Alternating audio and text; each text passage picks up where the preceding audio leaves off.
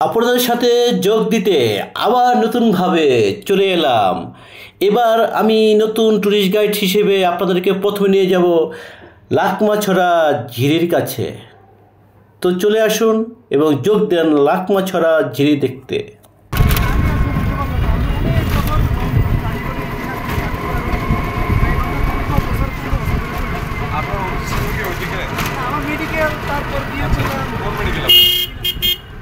সুনামগঞ্জের টেকেরঘাটের খুব কাছেই যেন লাকমাছড়া ঝিরি। এই এলাকাটি ঘুরে দেখার জন্যে মোটরসাইকেল ঠিক করা যায়। টেকেরঘাট থেকে মাত্র 5 মিনিটে বাইক নিয়ে যাওয়া যাবে এই লাকমাছড়া ঝিরির কাছে। এছাড়া আপনি ভ্যান, তারপরে ইজি বাইক অথবা কোনো টেম্পো ভাড়া করেও খুব সহজে অল্প সময়ে এই লাকমাছড়া ঝিরির কাছে চলে যেতে পারেন। তো বলতে না বলতেই আমরা চলে আসলাম সেই লাকমাছড়া ঝিরির কাছে। তার খুবই দ্বার প্রান্তে এই সামনে দেখতেছেন একটি লোকালয়, এর পাশেই লাকমাছড়া ঝিরি। পাহাড়ে ঘেরা সবুজের সমারোহ, ওই প্রান্তে ভারত আর তার ঠিক পাদদেশ থেকে শুরু হলো বাংলাদেশ। ওইখানে ইন্ডিয়ান গার্ড তাদের আস্তানা গেড়ে পাহারায়রত। তো চলে আসুন, এই এলাকা ঘুরে ঘুরে দেখা যাক এবং উপভোগ করুন, আমাদের সাথেই থাকুন।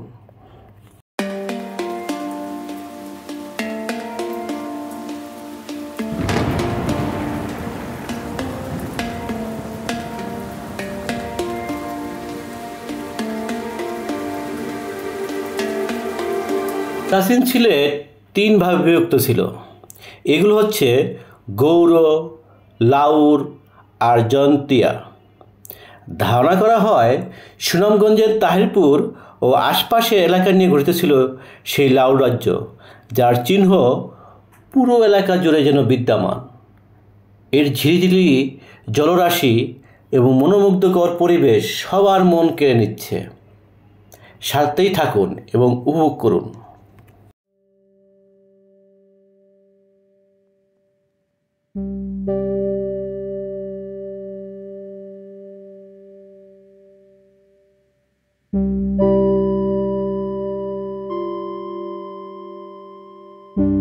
জাফলং আর বিছানাকান্দির মতোই জলরাশি আর পাহাড়ে ঘেরা জায়গাটি, তবে এখানে এখনও খুব বেশি পর্যটক আসেনি, ফলে পরিবেশটা বেশ নির্মল এবং মনোরম। উপভোগ করুন।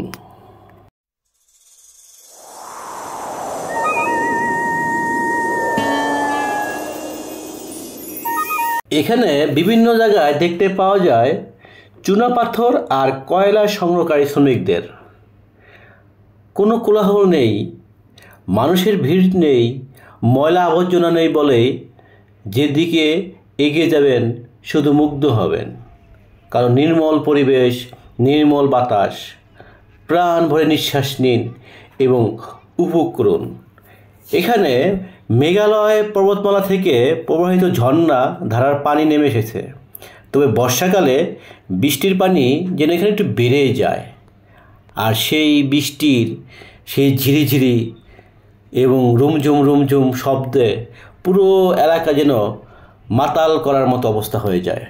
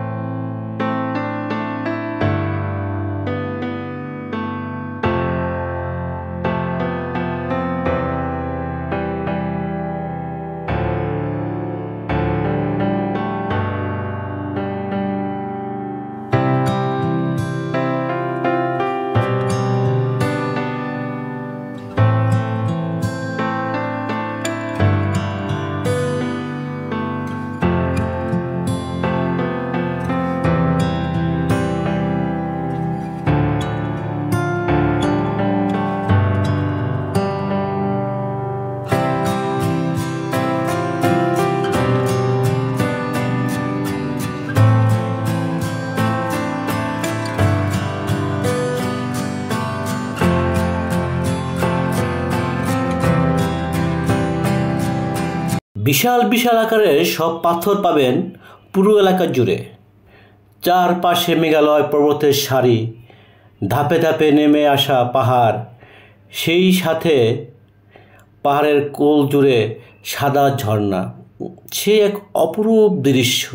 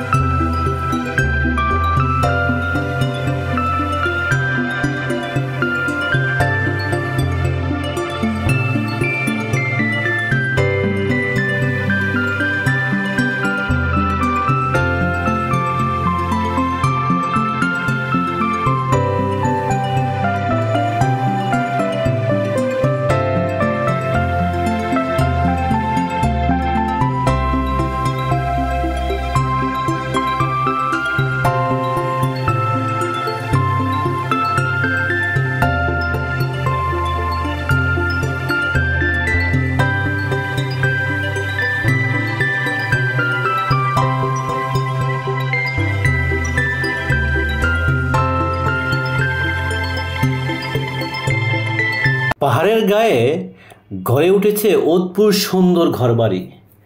সেই ঘরবাড়িগুলো যেন দেখার মতো। কোথাও সাদা, কোথাও টিনের, কোথাও ছনের, কিন্তু সেই সবুজ ঘেরা পাহাড়ের বুক চিরে যখন একটি ঘর ভেসে আসে, সে এক অপরূপ দৃশ্য। চোখে না দেখলেই নয়, মন জুড়ে যাবে সেই সবুজের ভিতর থেকে উঁকি দেওয়া সুন্দর সুন্দর কারুকাজ সম্পন্ন বাড়িঘরগুলো দেখতে পেরে। পাহাড় কেটে বানানো হয়েছে রাস্তা। রাস্তায় মাঝে মাঝে কিছু গাড়িও চলতে দেখা যায়।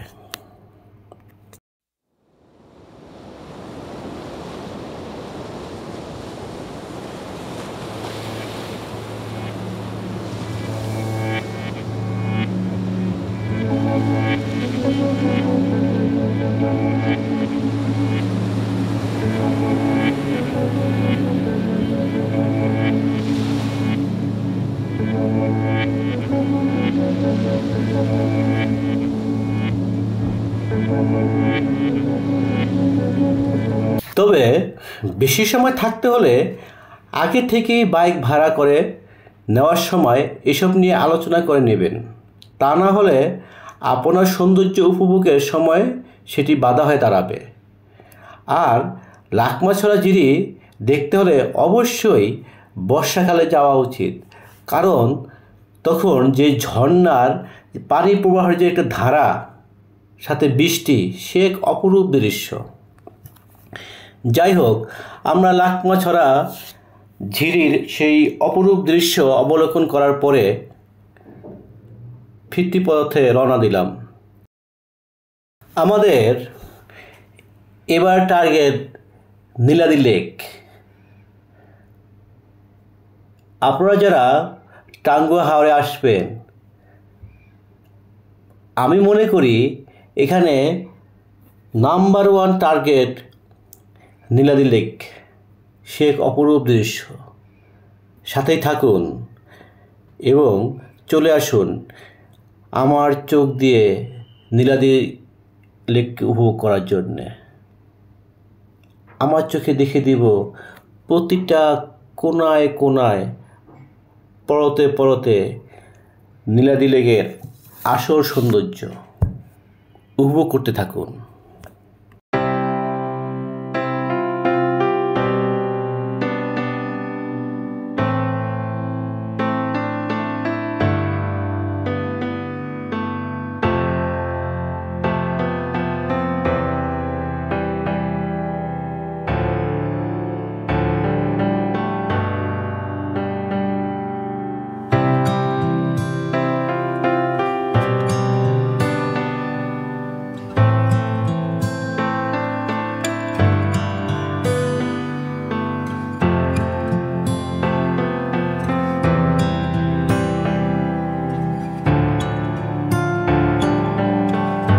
নীলাদ্রি লেক সুনামগঞ্জের একটি অন্যতম পর্যটন স্থান। এটি মূলত লাইমস্টোন বা চুনাপাথরের খনির পরিত্যক্ত লেক। এর অবস্থান সুনামগঞ্জের তাহিরপুর উপজেলার মেঘালয়ের সীমান্তবর্তী টেকেরঘাট গ্রামে।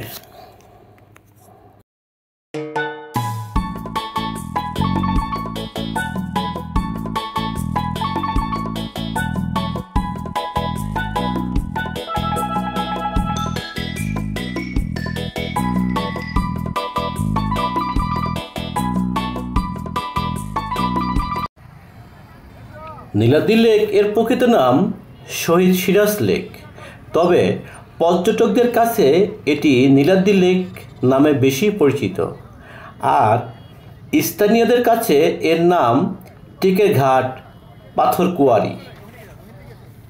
ঘন নীল জলের এই লেকের এক পাশে মেঘালয়ের পাহাড়, তার চারপাশে ছড়ানো ছিটানো পাথর।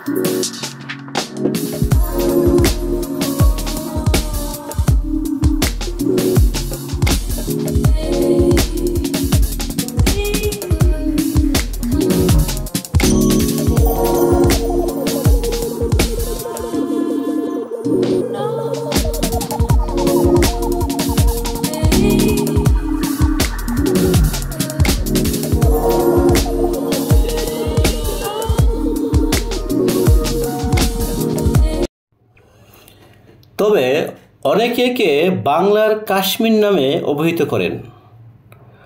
মোহনীয় এই লেকের পাড়ে একদিন কাটিয়ে দেওয়া যায় যেন অনায়াসে। যারাই টাঙ্গুয়ার হাওরে ঘুরতে আসেন, তাদের পরিকল্পনা যাই থাক না কেন, এই নীলাদ্রি লেকের পাড়ে আসলে যেন তারা বিমোহিত হয়ে পড়েন এবং তাদের ভ্রমণের একটা বড় অংশ যেন তারা এই নীলাদ্রি লেকের পাশে কাটিয়ে দেন। এই সৌন্দর্য উপভোগ করার মতো। এর পাশে আপনি যতই সময় কাটান না কেন, আপনার মন যেন ফেরার জন্য কোনো তাড়া দেবে না, মন ভরে যাবে।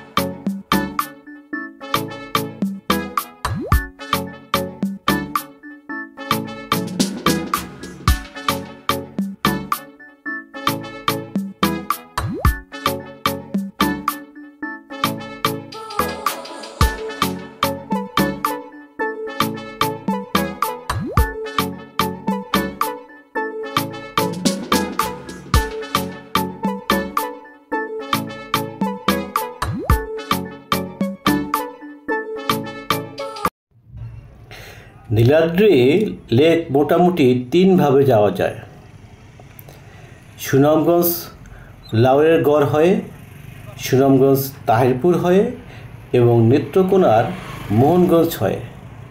তবে ঢাকা থেকে গেলে সুনামগঞ্জ হয়ে যাওয়াটাই সুবিধাজনক এবং বুদ্ধিমত্তার পরিচয়।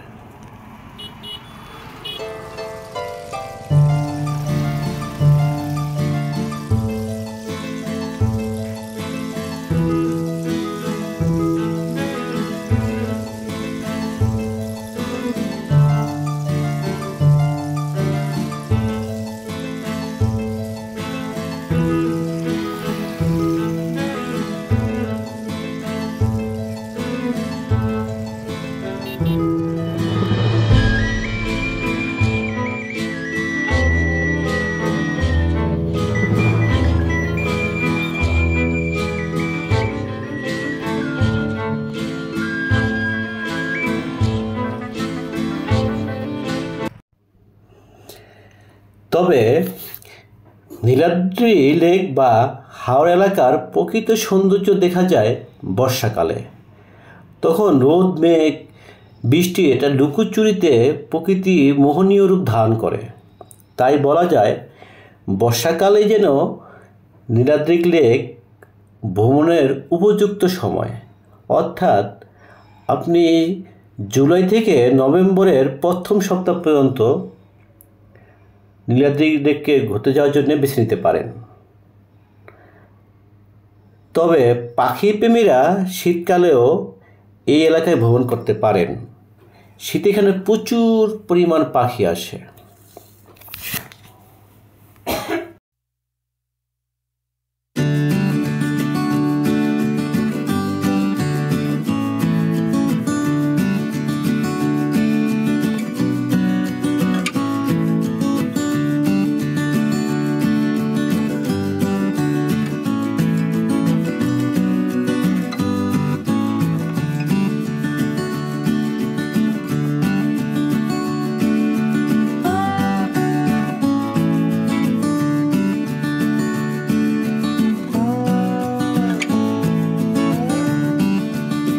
তবে একটি কথা বলে রাখি, নীলাদ্রি লেক এর আশেপাশে থাকার জন্য ভালো হোটেল নেই।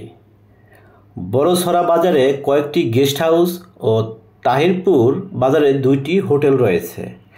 আর বর্ষাকালে গেলে নৌকায় থাকা যাবে। টাঙ্গর হাওরের বোটগুলো যখন ভাড়া নেবেন সেগুলি আপনাদের থাকার প্রধান অবলম্বন বা আশ্রয় হতে পারে।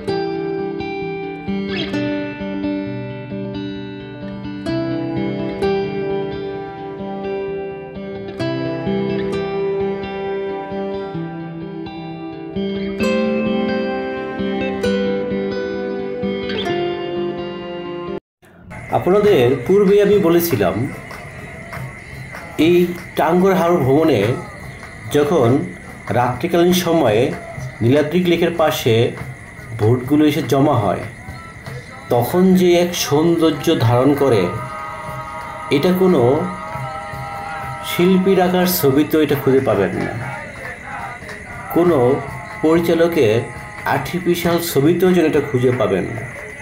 সে অপরূপ দৃশ্য, চোখে না দেখলেই নয়। এখানে প্রায় 150 থেকে 200 বোট এসে জমা হয় রাত্রি যাপন করার জন্য, এবং বিভিন্ন বোটের ভিতরে বিভিন্ন কালার, রং বেরঙের বাতি। সে এক অপরূপ দৃশ্য, মনে হয় এক ভিন্ন জগৎ। কোনো ভোরে হয়তো নাচ হচ্ছে, কোনো ভোরে গান হচ্ছে, কোনো ভোরে লাফালাফি করতেছে, পার্টি, ডিজে পার্টি। কোনো ভোরে ছাদে হয়তো রাতে ডিনারটা সেরে নিচ্ছে, কেউ হয়তো ল্যাপটপ নিয়ে বা মোবাইল নিয়ে বোটের ছাদে বসে গেছে, এবং গানে বাজনায় রং তামাশায় সে এক অপরূপ দৃশ্য, মনোরম দৃশ্য, যেটা ভাষায় প্রকাশ করার মতো না। আপনি যখনই আসবেন, যেই সময় আসুন, বর্ষাকালে আর শীতকালে, এই সিনারিটা উপভোগ না করে যাবেন না।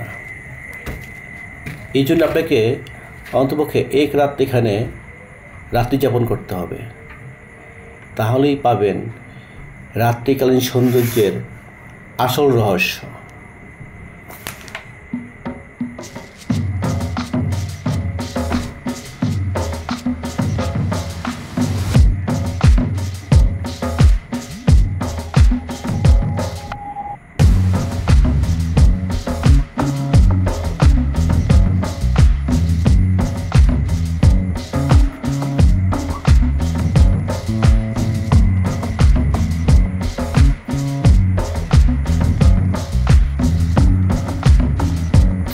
ফ্যান্টাসি অফ টাঙ্গুয়া, যেটা ছিল আমাদের ভ্রমণের ভোট এবং আমাদের ভ্রমণ সঙ্গী।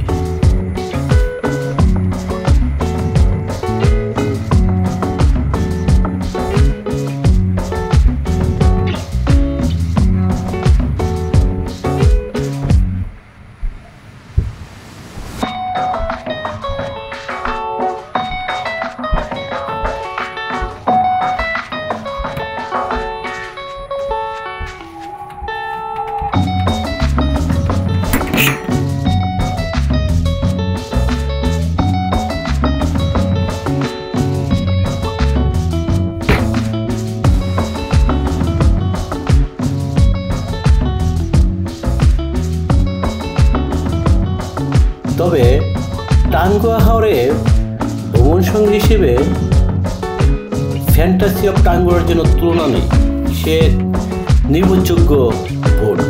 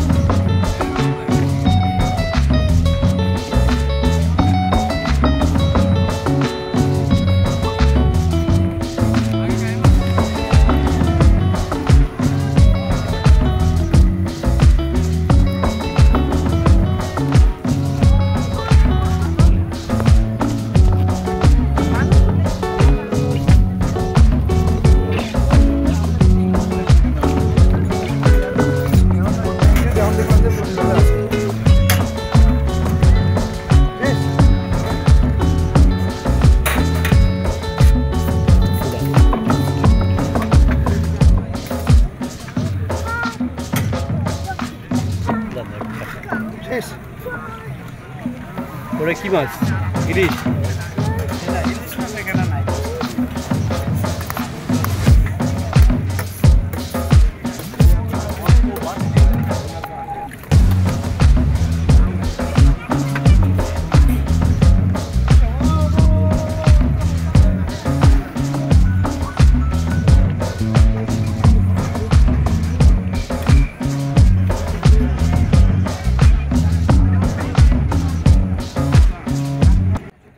শুরু হয়ে গেছে প্রতি ভোটে রাত্রের ভোজন আয়োজন। দেশের বিভিন্ন মাছ আর দেশীয় মুরগি ও হাঁসের সে এক অমৃত স্বাদ তরকারি দিয়ে ভোজন আয়োজন।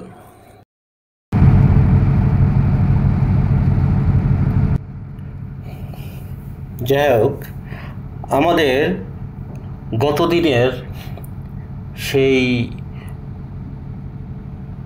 নীলাদ্রি লেক ও লাকমাছড়া ঝিরির অপরূপ দৃশ্য এবং রাতে ভোটে ভোজন পর্ব শেষ করে আমাদের এখন পরবর্তী টার্গেট শিমুল বাগান।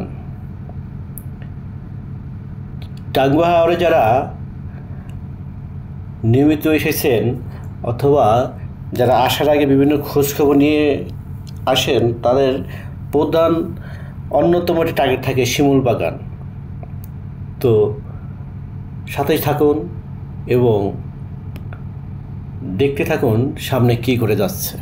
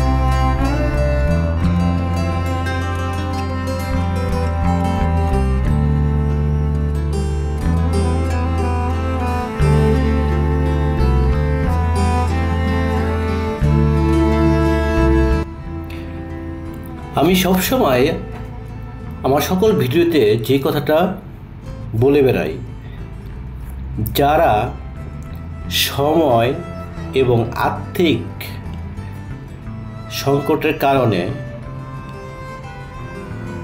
বাংলাদেশ বা বিশ্বের বিভিন্ন এলাকা ভ্রমণ করে দেখতে পারেন না, তাদের জন্য যেন আমার এই ভিডিও এবং আমার দুটি চোখ। আমার ভিডিওতে আমি সবসময় চেষ্টা করি শুধু মেন স্পটটুকু 1-1.5 মিনিট করে দেখিয়ে আপনাদের যেন ক্ষুধা না বেড়ে যায়, আকাঙ্ক্ষা না বেড়ে যায়। আপনি যদি সময় নিয়ে যেতে পারেন ওকে, বাট যদি আপনার সময় না থাকে হাতে বা আর্থিক কোনো সমস্যা থাকে, তাহলে যেন আমার চোখ দিয়েই আপনারা সেই বাড়ি থেকে শুরু করে স্পট পর্যন্ত যেতে তত ধরনের পুঙ্খানুপুঙ্খ পয়েন্টগুলি আছে। ঘর বাড়ি, নদী নালা, গাছপালা, হাঁস মুরগি, গরু ছাগল, ভেড়া বরকি, প্রত্যেকটা জিনিস চেষ্টা করি আমার এই ভিডিওর মাধ্যমে তুলে ধরার জন্য। আমার ভিডিও দেখা মানে আপনি যেন ইজি চেয়ারে বসে ডানে বামের প্রকৃতিটা একদম স্বচক্ষে অবলোকন করছে, সেইভাবে আমার ভিডিওটা বানানো। বিশেষ করে যারা শহরে বড় হয়েছেন, যাদের সাথে নদী নালা, খাল বিল, পাহাড়, মাঠ ঘাটের খুব একটা পরিচিতি নেই, তাদের জন্যই যেন আমার এই ভিডিওটি। আমার এই ভিডিওটি আপনাকে গ্রাম অঞ্চলের একদম সেই সাদামাটা কাদার খুব কাছাকাছি নিয়ে যাবে। প্রাণ খুলে উপভোগ করবেন আমাদের সেই সবুজ ঘেরা কাদামাটা গ্রাম বাংলার প্রকৃত দৃশ্য। সাথে থাকুন এবং গ্রাম বাংলার এবং শিমুল বাগান যাওয়ার পথের মধ্যে প্রতিটি পার্ট, প্রতিটি স্টেপ, প্রতিটি দৃশ্য পুঙ্খানুপুঙ্খভাবে অবলোকন করুন এবং সাথেই থাকুন।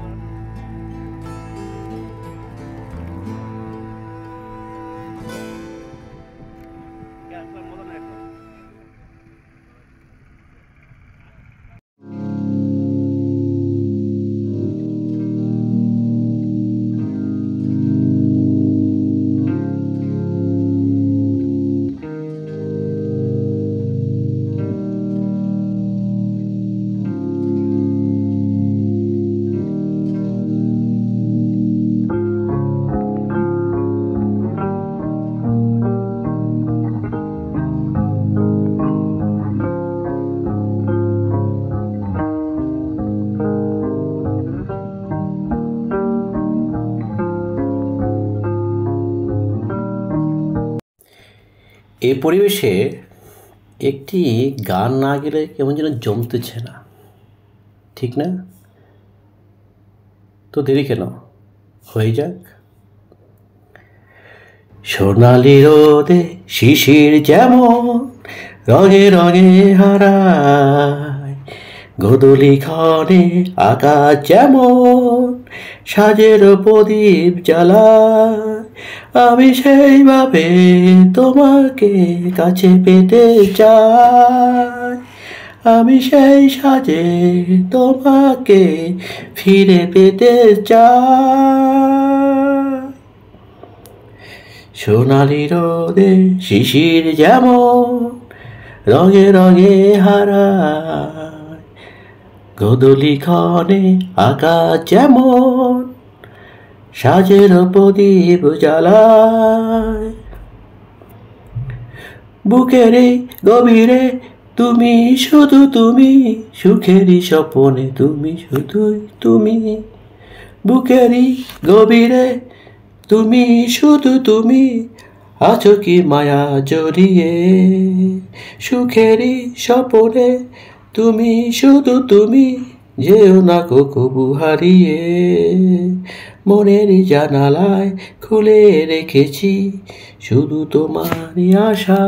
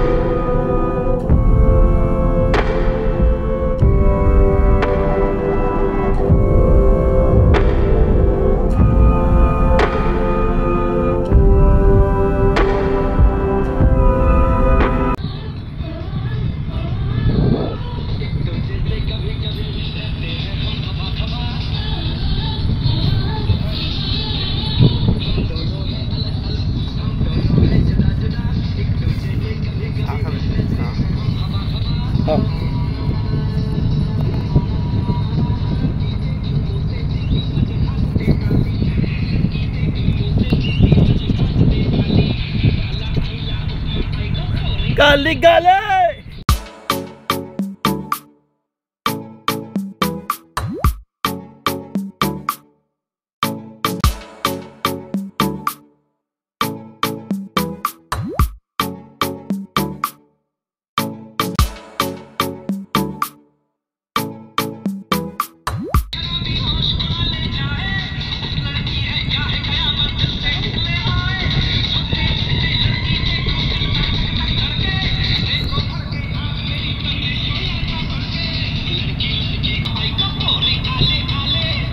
मैं खिलाड़ी तू अनारी,